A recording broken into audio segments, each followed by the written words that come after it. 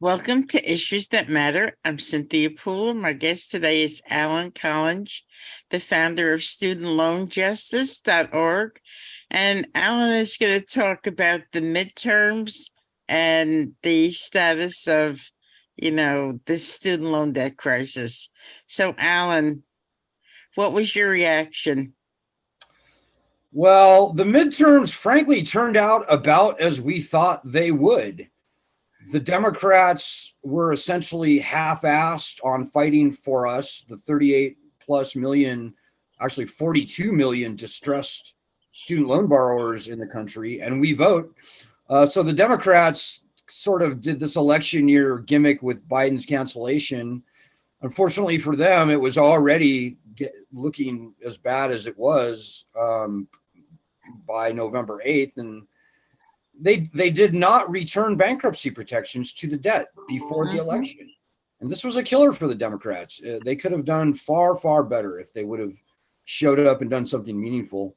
And then on the other side of the ledger, on the other side of the aisle, I should say, the Republicans, they did everything possible to snatch defeat from the jaws of victory by insulting, degrading student loan borrowers, filing lawsuits at the state level to stop that, what was frankly a lame Biden cancellation in the first place. We have a lot of conservatives on our group, Cynthia, and they said, I cannot get myself up to vote for my Republican guy this time because the Republicans hate us. They are out to get us. And so a lot of people simply didn't vote. And lo and behold, that red wave never happened. And, frankly, Cynthia, part of me thinks that this is what the establishment wanted. They wanted gridlock. Biden didn't want to have the burden of power where he actually can do something like fulfill his promises. And so going back to a frozen Congress is exactly what the bad guys want. And here we are. So, when you did the interview with Scott Ritter, we talked about how billions of dollars is being spent in the Ukraine, and it got bipartisan support. The Democrats as well as the Republicans both voted for all this money to go to Ukraine. But at the same time, the alleviating the burden for Americans who just wanted to better themselves, they get kicked in the teeth. Yeah, it really makes blood shoot out of my eyeballs how quick we are to throw billions or trillions into unwise, unfruitful military expeditions in far-flung regions of the world. And when it comes time to actually helping the citizens, like even by forgiving debt, and forgiving is the wrong word, canceling debt is the better word, canceling predatory, frankly, in my view, invalid debt, which is something they can do without spending any money, by the way.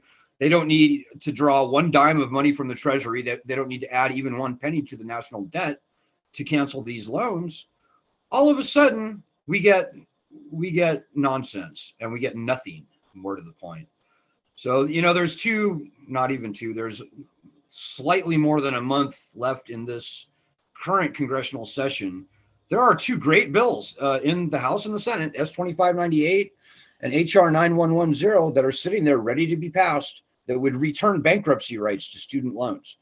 A lot of people out there don't realize student loans are the only type of loan in our nation's history to be uniquely stripped of the same bankruptcy rights that gamblers and, bad businessmen and all other citizens for all other types of loans enjoy. And so we're pushing with everything that we have to get these two bills passed by the end of the year. And if they're not passed, what happens come January?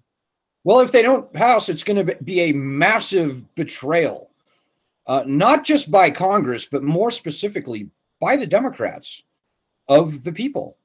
The Democrats have been promising to return bankruptcy protections, which is kind of the moderate middle ground, if you think about it, between cancellation and doing nothing.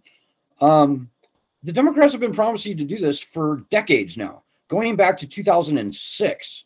And quite frankly, the last time the Democrats held all three seats of power, which is, the House, the Senate, and the presidency, quite frankly, they betrayed us on bankruptcy in 2008.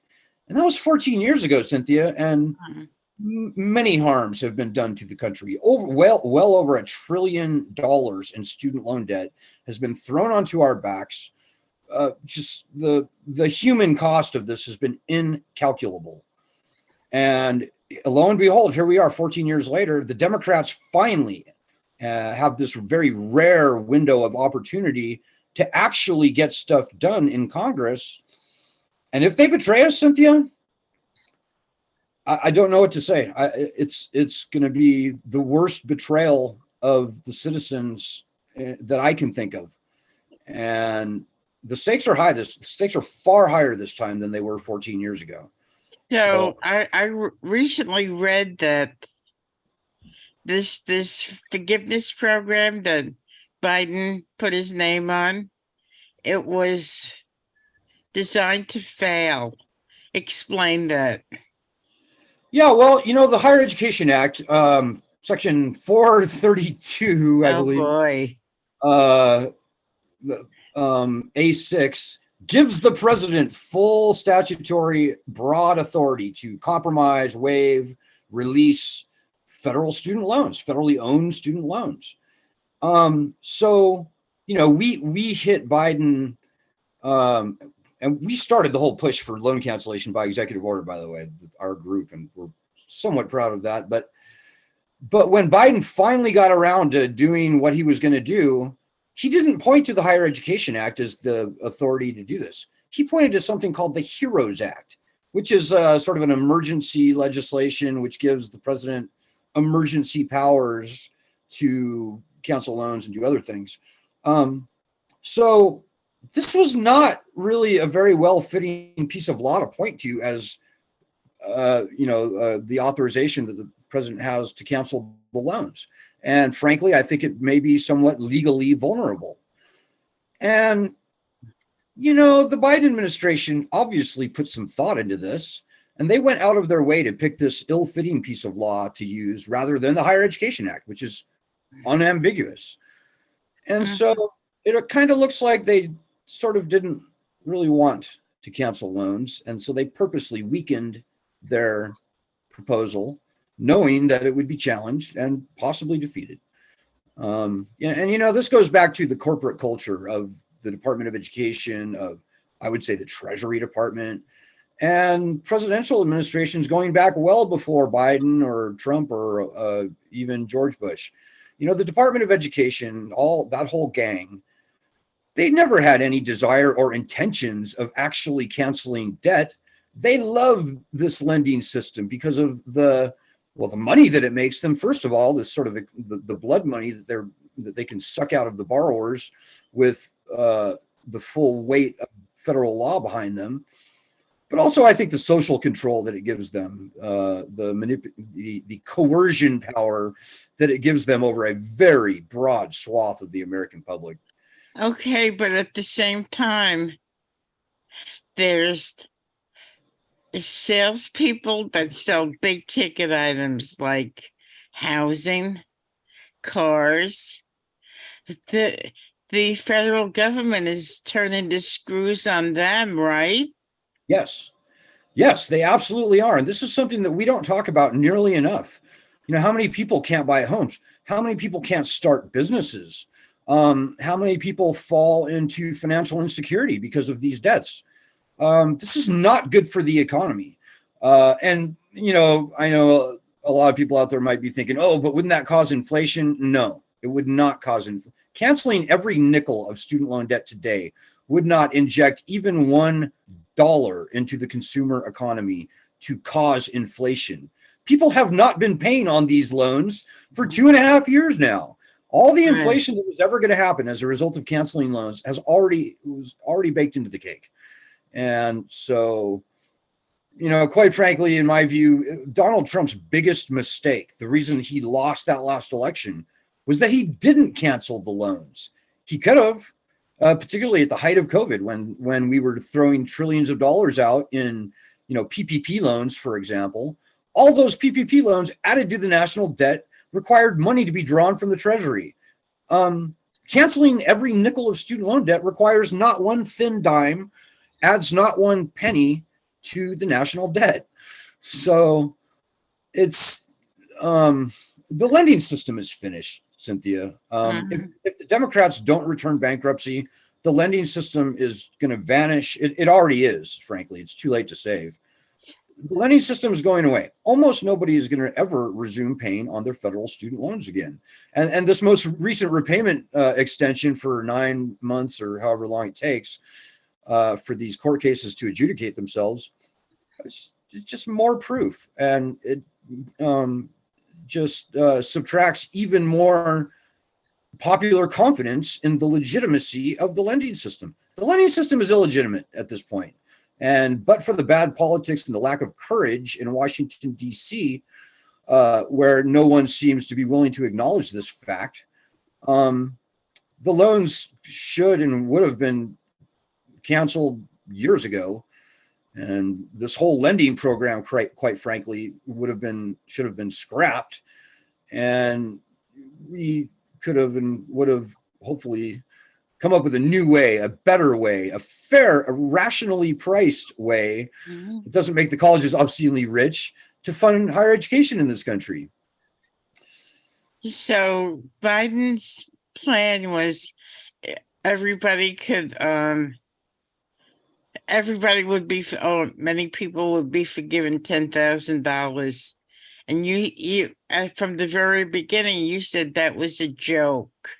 It was a joke, and it still is a joke. It's just a very long, drawn-out joke now. $10,000 does nothing for the people who have been hurt worse by these loans. We have people in their 50s, 60s, 70s, and beyond who owe hundreds of thousands of dollars, like $250,000 or more sometimes, for what began as a loan in the low tens of thousands of dollars.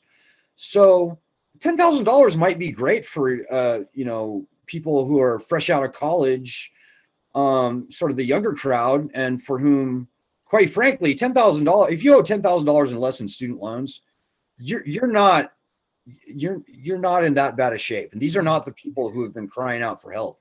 People who have been crying out for help are the people who have seen a $10,000 or $20,000 loan become a $100,000 or $200,000 loan with penalties and fees. And for them, we have a couple of people in our group. I've heard them say, you may as well just add $10,000 onto my balance. It's just all nonsense to me in the first place. So, yeah, this cancellation gimmick from Biden was never impressive in the first place. And now I think they're milking the issue to just create this false drama to suck all the air out of the room for as long as possible.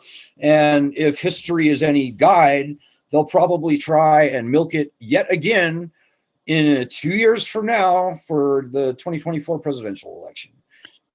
People running for office or incumbents right now are talking about the student loan debt crisis. And Biden says, the $10,000. A lot of the people think Biden is old. He's senile. He doesn't know what he's doing. Would you agree with that assessment? I don't, Cynthia. I think Biden is a very smart guy. I followed Joe Biden around Iowa for years, actually, from farmhouse to tavern to community center all over Iowa when he was running for president. And I think his speaking mannerisms and the way his disjointed speech and so forth, I think that's a feature, not a bug. I don't think that's senility. I think Joe Biden is senile like a fox. I think he knows exactly what he's doing. And I think that he's developed his own language over the years so that no matter what comes out of his mouth, you can't pin him down on anything because he never really says anything. So Mhm. I think people underestimate Joe Biden big league when they try and say that he's senile. I don't think he's senile. Okay, so is it promising that the bills you talk about will be passed? Frankly, I'm very hopeful. I think if the Democrats were smart, they would see how exceedingly angry people are out there in the country.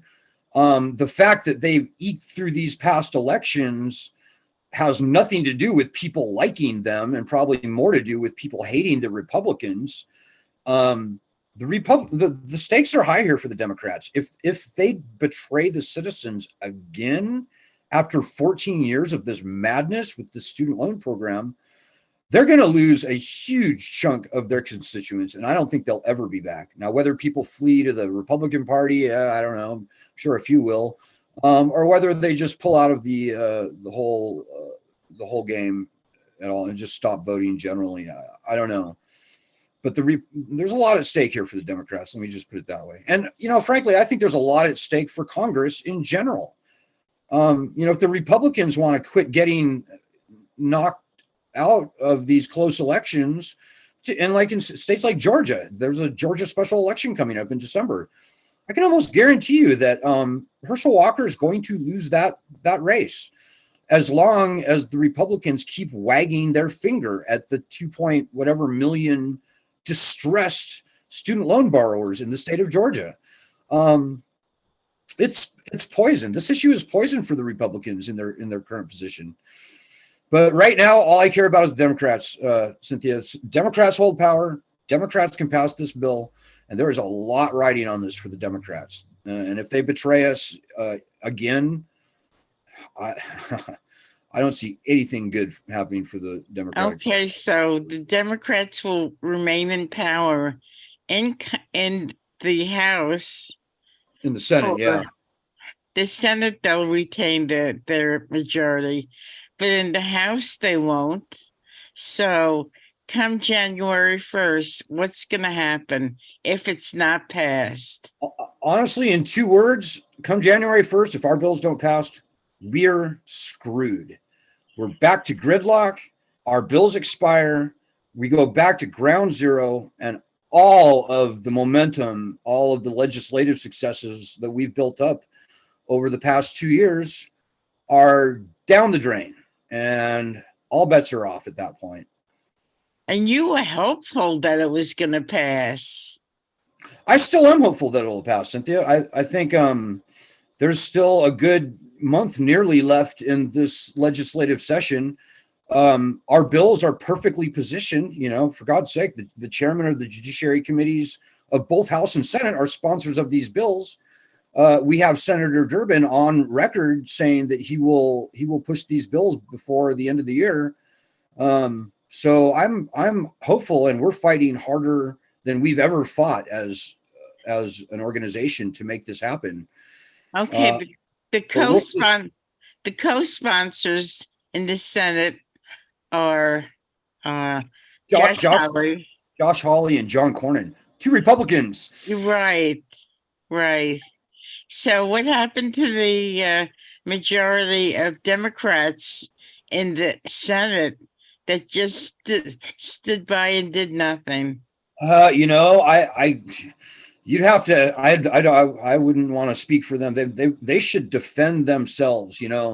On the day that the companion bill for S-2598 came out in the House, Elizabeth Warren, who should be the #1 champion in Congress for bankruptcy, she comes on the day that they're rolling out this bill, and she floods the press with her own media about some bankruptcy bill that she wants to get passed next session.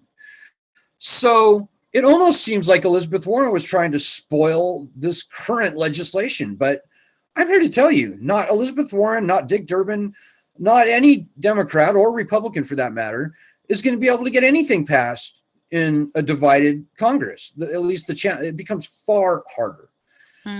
And so it would appear that Elizabeth Warren is doing everything she can to scuttle the current bills.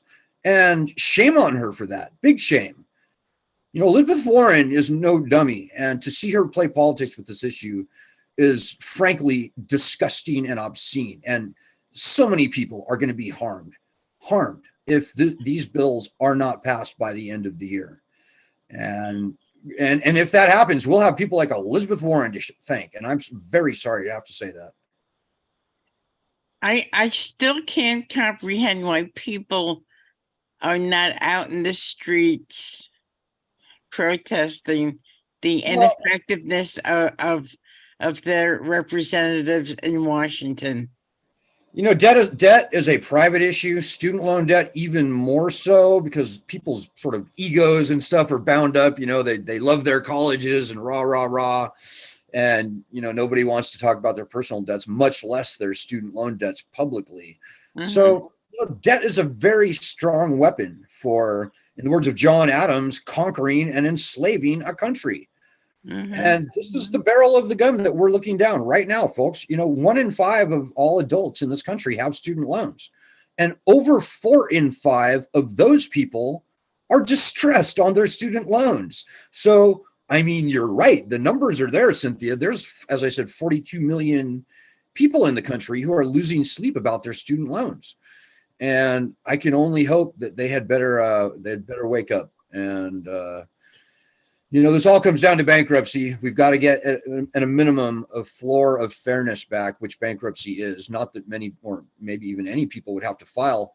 We've got to get the right of bankruptcy back in order for anything good to happen down the line. Otherwise, we're going to see these nonsense loan cancellation gimmicks like Biden just rolled out forever. And this predatory lending scam will keep going. And it will probably be spread, by the way, to other types of loans.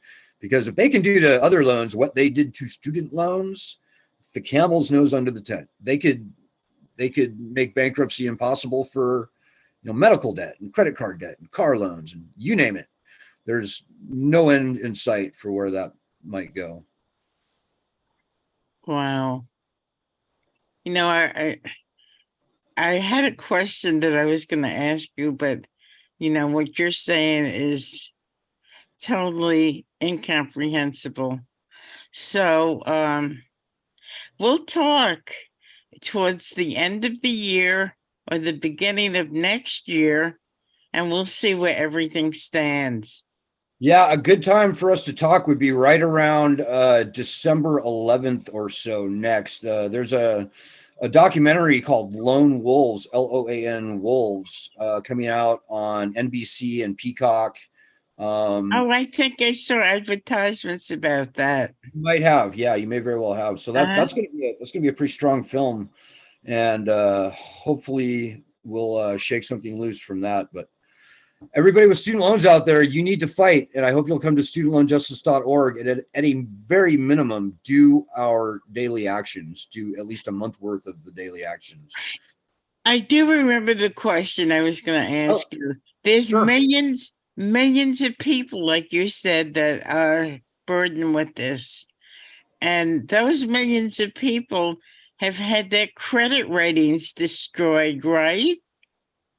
Yes. I mean, something like 40% of the borrowers are in 2004 are defaulting. And just having the debt in itself reduces credit scores significantly. So, yeah, for sure. So everybody who is in that situation is over a barrel right now, right? Yeah, people can't buy homes, people can't buy cars, people can't get business loans. You know, there's all sorts of ways that this debt restrains the economy. And, you know, people like Bill Dudley at the New York Federal Reserve and Jamie Dimon at JP Morgan Chase and, you know, Jerome Powell, who's head of the Federal Reserve. They've all raised some alarm bells about the student loan debt. It's greater than credit cards now. In fact, it's the second largest form of consumer debt in the country, second only to home mortgages.